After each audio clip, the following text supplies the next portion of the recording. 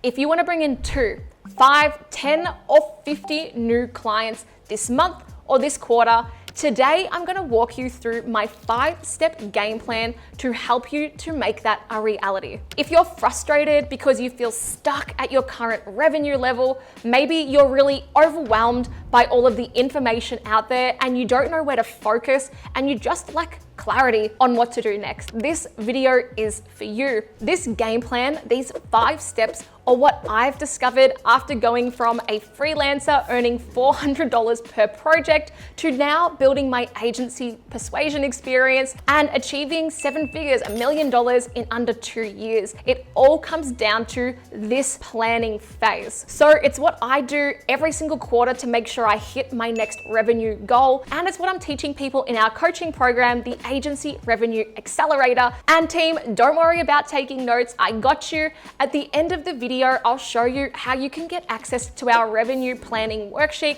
so you can take this and run and get started on it for your own business today. Let's get into it. And step 1 is to identify the goal and the gap. Let me tell you a story of how we figured out how important this step is. So when we first started, we would have ideas like, oh, I want to hit a 50K month, or I want 5 new clients. But that's kind of where the planning stopped, right?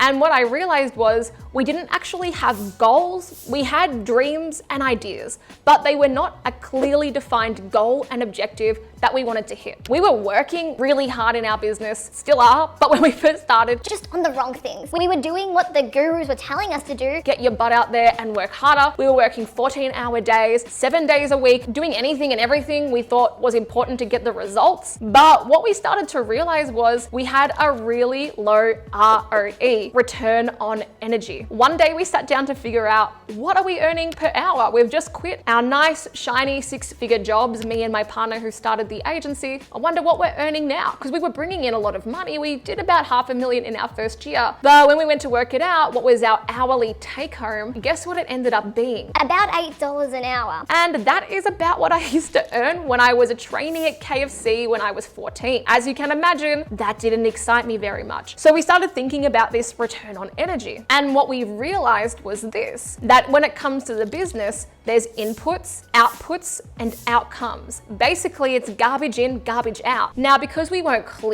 crystal clear on the vision and the goal of what we were trying to do, yeah, we were doing stuff, but it wasn't the right inputs. So we weren't getting the right outputs, which meant we weren't getting the right outcome. We were putting heaps of inputs in, but they were garbage. So then we just sort of ended up with a dumpster fire of shit that didn't actually take us anywhere in the business. So this is when it clicked for us. If you don't have a clear goal, you don't work on the right things. So you don't have the right inputs, so you don't have the right outputs, so you don't get the right outcomes, and that gives you a low return on energy. We started thinking like business owners and not like freelancers, and we started thinking about what is our revenue goal. Now, not just the money, right? Because it's not just how much you make, but how much you keep what you did to earn it. So that's very important to us as well. And our North Star metric is freedom. So since April in 2023, we've been traveling the world, sold all our shit, packed our lives into a suitcase because that was our North Star metric. We wanted to build a business that would serve us and not optimize for the ego. At that point in time, and still right now, we weren't interested in building an agency with 100 people and having to go into an office every day. That doesn't excite us. So we don't just think about what is our revenue goal, but also what's our lifestyle goal. The business should serve us, and we had already built something that we kind of hated to be in. So it all comes down to the goal. Let me show you what we did. Now, this spreadsheet is something that we give in our coaching program. I'm going to give you a worksheet to help you figure this out, but this is what we use. So let's just say our current MRR is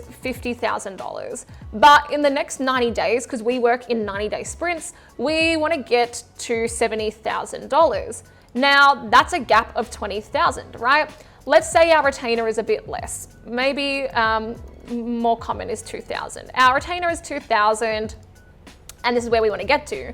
So right now, at a basic level, I probably have 25 clients, give or take. You might have some whale clients, you might have some smaller clients. This is not a perfect calculator, but it gets us started.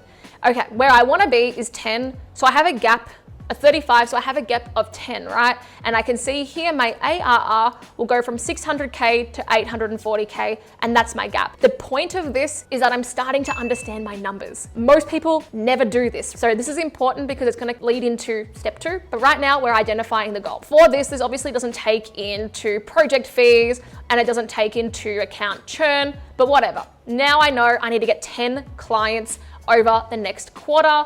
And if I know that my churn is X%, okay, maybe I need to get 12 or maybe I need to get 15. Hopefully you don't need to get 15 because then you gotta fix your churn. That's the economics. And when we started to actually figure this out, we started to hit our goal. I know, weird. But what really helped us to hit our goals and to hit better goals and to think bigger was this thing called a champagne moment reward. So what we started to think was, well, what are we gonna do when we hit this goal? You've got to celebrate the wins, right? So what will we do? Well, we had a trip to Fiji last year. We had a trip to America. Then when we hit our next goals, we sold all our shit and moved to Bali and started traveling. So that's some of ours, but it doesn't have to be that. Some of our coaching students, their win is as simple as going to somewhere and being able to spend 4K, take their friends away for a weekend and have an awesome time. Some of them, it's to get a babysitter for the night and be able to take their wife out. Everybody's champagne moment is different, and I do have smaller scale champagne moments. Don't worry, I'm not high maintenance. And then you put down the cost of the celebration, because this helps you to think of your why. Why am I doing this? Money's one thing, but money just unlocks what we actually want.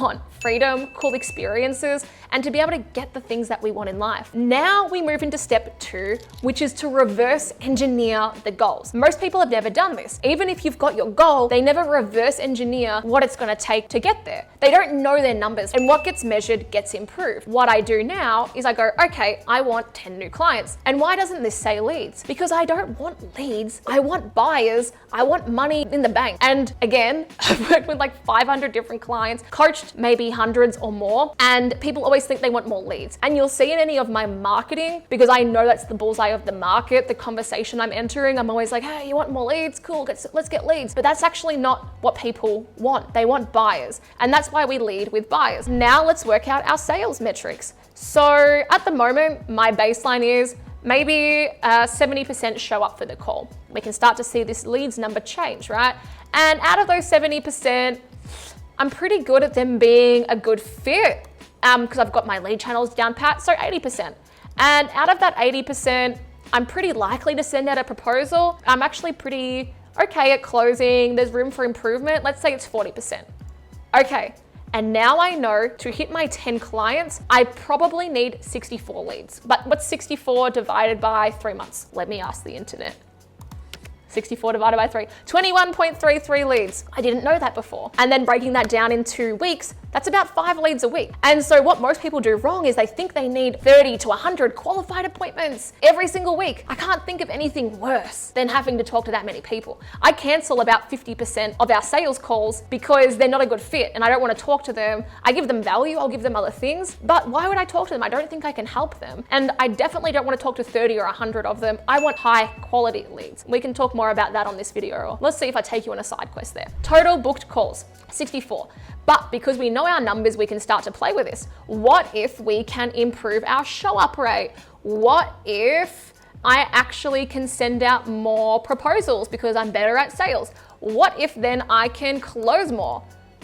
I only need 29 leads now. See, once you know these numbers, but you can also start to see where you need help and where you need to focus. For example, we had a coaching student and we were going through this. We're like, wow, 90% of your leads show up, 80% are a good fit. I think he was like, and then 100% I sent out a proposal. And I was like, wow, that's awesome. What's next? And he's like, I closed 20%. It's like, alert. I'm alert and alarmed. That's not good. The show up rate, that's good. But maybe what's happening is we're putting out the wrong message. We're putting out the wrong offer. We're talking to the wrong person. Hey, actually, maybe you're not very good at identifying who's a good fit and you're spending and wasting all this time sending out proposals to people who aren't a good fit. Don't pitch somebody who's not ready to buy. So that's our economics calculator. And that's step 2 where we reverse engineer the goals. I know my goal. I know the numbers it's going to take to get there. This might change. It doesn't matter. You can't steer a parked car. We're just going to get started. And then we get to step number 3, which is choosing our lead channel, right? I know I need leads. I got to be somewhere to get those leads. story time. Once we knew what it was going to take to hit our goals, to get our leads, to get our clients, then we needed to be somewhere. The problem in our agency, in our company, we were dying of obscurity. No one knew who we were. Nobody knew that we existed. We had to think, how can people find us? Where are our target market hanging out? What suits our capabilities and our time and our resources and our goals? For us, we wanted to figure out a channel to generate high quality leads. Now, we didn't really have the money to do ads, and we didn't really think about doing cold email at that point. I'll get to that soon. So we were on LinkedIn. We also didn't need a high volume, right? We're low volume, high ticket. And so we were pretty much generating enough from word of mouth and referral and LinkedIn and strategic partnerships in that first year. And in the first year, LinkedIn brought us in about 400K that we can directly attribute to that channel. So it works. And I had no idea what I was doing when I first got started. I was just posting stuff. My first posts are very crap and cringe, and so will yours. And that's the beauty of starting something. You have to be before you get good. And so that was great our first year of business. We had, referrals, word of mouth, strategic partnerships, and we had LinkedIn. But none of those channels are predictable. So with our economics, we knew what we needed to hit, but referrals, all of the numbers are different. Or when it comes to word of mouth or LinkedIn, those baseline metrics weren't predictable. So we couldn't decide when to hire or when to make big investments. And our revenue was a bit more of a roller coaster because we didn't control the lead flow. Other people did. So content's really important to build authority and to generate inbound leads. We still do it, and it becomes more and more predictable as it compounds, but it's not where I recommend people starting when they're just starting out, or if they're under maybe 15K and they want to grow more consistently, more predictably. Now over to you and your game plan. Here's where we're going to start. So what you're going to do is you're going to think about what you can harvest now for quick wins. When there's lead generation, there's harvesting for now and planting seeds for the future. A lot of my content plants seeds for the future, right? Because people see me, usually it's just the lurkers, they never engage, and then they become clients after 3, 6, 12 months, 24 months of watching my LinkedIn content. Awesome, but it's not predictable. So for you, first we're gonna start with your low-lying fruit. What are your quick wins? And what are the assets that you already have? Do you have an old leads list that you can re-engage? Do you have ex-clients that you can touch base with and see how they're doing? Do you have referral partners that you can bring back to life? Do you have a network of people that you know? All of these things are the quick wins that we can harvest for now. So going back to that example, if I just need 10 clients for the quarter, I'd kind of be tapping into those first because those are my quick wins. I'll always look to those systems first. And then I think, okay, do I have a predictable channel where I know the economics and I can scale it? If no, this is now where we think, okay, either ads or cold. And so with ads, we run ads for our clients. We've run ads for more of like our coaching, not so much our agency. And ads are awesome. They're fast for scaling, right? And that's great. What I find though, for people under that 20, 30K, either they don't know how to run ads for lead generation. They might be great email marketing, social media agency, or an e-commerce agency. They don't actually know how to do lead gen ads, and it's not easy. And you need to have the bandwidth to get it wrong, to trial and error, and also to deal with low quality leads if they're not the highest quality leads, right? So alternatively, what you could do, and this is what we figured out, was cold email. So when we came back at the start of this year, 2023, like, okay, we do not have pipeline. We do not have any predictable way to get leads. What's a channel that we can probably go into? Most people suck at it, and we can learn how to dominate straight away. Cold email is not easy, and it took time to figure out, but this is the calculator that we ended up building and we give in our coaching program. So we can see here, 10 clients a month. I need 2.5, no, that's not 10 a month. It was 369, it was about 3 a month.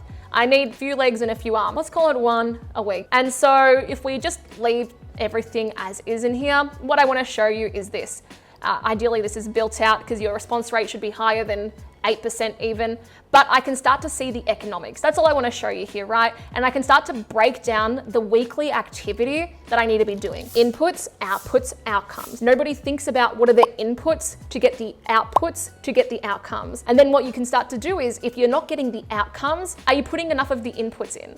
Is it the right quality of inputs? Are you doing what you need to be doing? So here's why you need to do ads or cold, in my opinion, and it's because you can predict the numbers. Now, if you're happy staying in freelancer mode, you can probably just build up your content source and your referrals and your word of mouth. I have agency owners in our program who are doing 6 figures and more every single month, and they built it on the back of referrals and word of mouth. What happens is they get stuck and it's inconsistent. They don't have a way to actually predictably, consistently, and profitably acquire leads and clients, so they cannot grow to the next level. So I do believe that the earlier you figure out that one channel and that one sales mechanism, the better and the easier it will be to scale. Now, there are other ways to get leads, right? We have different playbooks in our coaching program, like whale hunting, referrals, strategic partnerships, blah, blah, blah. But it all comes back to knowing those economics. Now that we know our goal, we've reverse engineered it and we've chosen a channel and we've run the economics for it. So we basically know what to do from an economic sense. What we need to think about now is what are the assets and the systems that we don't currently have that we need to build to help facilitate those inputs, outputs, and outcomes. Because if you want to do cold, that's awesome, but I bet you don't have a cold email machine yet. So you're gonna have to build that. So you need to think about that project and what assets you need, because you're gonna have to create them over the quarter. How do we think about this? Well, there's 2 different ways that we think about it in our business and with our coaching students. Number 1 is just problem-based. So what problem do you have? What are we really trying to solve? And where do you need to focus? So if you don't get enough predictable leads, probably need more traffic. Do you have a traffic problem or a conversion problem? It sounds like it's probably a traffic problem, an obscurity problem. No one knows that you exist and you need to find a channel to get found on. The next thing that you might say is, I can't close the leads that I am getting. I'm getting enough right now. My conversion rate is really low. It's under 40%, it's under 30%. Well, then you need a sales system. So you need to be researching. Our coaching students would plug and play our sales system, but you need to go, okay,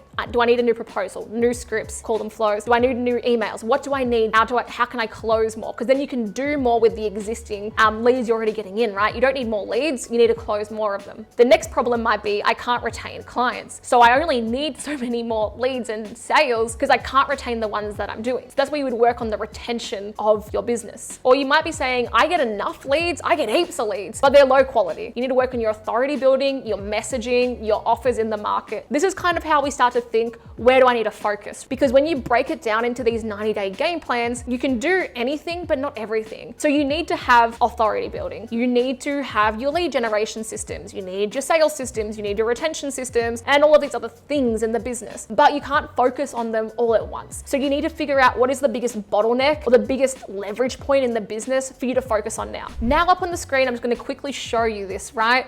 Because this is our AACA system and this is how we think about it, and we compartmentalize where to focus in the business. We have authority, which is the foundation of everything that we do. Building authority takes different touch points. I won't go into it on this video, but you're either an authority or a commodity, and that's it. There's no black and white. If you feel like you get price resistance and that people only care about the price, you're getting compared to inferior competitors, you're losing deals, you're losing clients, you probably have bad authority. So you need to be doing something to fix that. Now, the next one is the attract. For attract, this is how you turn attention into a lead. So that's that part of your business. We're thinking about it in parts. How do we get attention and how do we turn it into a lead? Then we have convert. How do we turn that lead into a sale? And then we have ascend. How do we turn that client? How do we 2, 3, 5x the LTV? How do we get referrals, etc.? These are all different components of your business, and basically most people just don't have a lead flow. So I'm tipping that's where you need to focus. So before we get into step number 5, let's just recap. We've identified the goal and the gap. We've reverse engineered our goals. We've chosen a channel strategy. Now we know what systems and assets and where to focus on the business. The next and final thing that we do in the game plan is to map this out so that we can hold ourselves accountable. Because I don't know about you guys, but I suffer from a chronic case of shiny object syndrome. And if I don't stick to something, if I don't spend the time, as Tim Ferriss would say, make one decision now to save 1,000 in the future, if I don't spend the time to plan this and to get clarity and to focus myself, I start doing random stuff all quarter and I don't get anywhere. I start all these random things, I never finish them. Another year goes by and I'm like, well, shit, I'm exactly where I was because I never stuck to anything. So this is how you stick to the things. This is what we call our freedom dashboard. Okay? And what we're doing is we are reverse engineering the goal. At the end of the quarter, we want to be here. And then we start to chunk it down into weekly winning behavior. What are the inputs, right? It's all inputs and outputs. So every single week, we have our KPIs first. So what's our objective? What am I going to be doing? What's the target? And if I hit that, I should get the right output and the right outcome. The great thing is every Monday we review this. It used to just be Matt and I, now it's with the whole team. And if I'm not getting the outcome intended, one, do I need to be patient and let the time pass for ramp up, right? Because things don't just work straight away. Or two, is the inputs wrong? Is our strategy wrong for that part of the business? Why aren't I getting the results that I want? So I go through each of those stages: authority, attract, convert, and then the ascent, which is usually like retention and referral. So I know what KPIs I need to be hitting, and they're all led by the core company goals, which are typically around increasing MRR or revenue and the number of clients we need to bring in. So that's the KPIs, and that's measuring the success. Now, in the business, there's a difference between BAU, business as usual, and that's kind of measuring these, but we need to build new things sometimes. Now, the goal is not to have this filled with a bunch of crazy things. You need to be realistic about what you do and can build. But for example, if you want to do cold email and you don't have that, one of the things you need to do is build a new attraction machine. You have to build the cold email machine. So you might flesh it out into a few dot points in here, and then you can start tracking the progress of it every single week. Hold yourself accountable, have an owner, have a target date, and then you'll be measuring those KPIs. Okay, team, and if you do these 5 things, you identify the goal and the gap, you reverse engineer it, you choose a channel strategy, you know what systems and what marketing assets you need to create, and then you create the game plan, you flesh it out and actually stick to it, my friend, that is how you'll hit your next 2, 5, 10, 20, 50 clients. It doesn't matter, because it all comes down to psychology plus economics times technology, right? Psychology, who's the buyer? Who are you going after? Who can you serve? What's the language that they speak? How are you going to attract them in your marketing? And how are you going to close them in your sales? The economics, what are the numbers? How much volume do you need? What do you need to be hitting? What are the metrics to hit every week to get the right inputs for the right outputs for the right outcomes? And then technology, which is just an accelerator. AI will not save you. So if your business is shit, 1,000 times 0 is still 0, right? If you've got a great business and you get a great tech stack, whoom, to the moon. If you put a great tech stack into crappy psychology and to crappy economics, it will not save you. So team, that is today's training. I hope this helps. If you have any questions at all, please drop them into the comments. Let me know after you've watched this, what is your goal and what is your champagne moment reward? That's what excites me the most. Let me know. I would love to hear it, and I'll let you know mine and what I'm focusing on at the time of your commenting. And for those of you who want to get started on this and want a worksheet, I have left that in the description for you so you can work through this and actually figure out all of this for yourself. You won't have all of the calculators, they're part of our program, but this worksheet will be able to help you. Thanks team, I'll see you on the next training.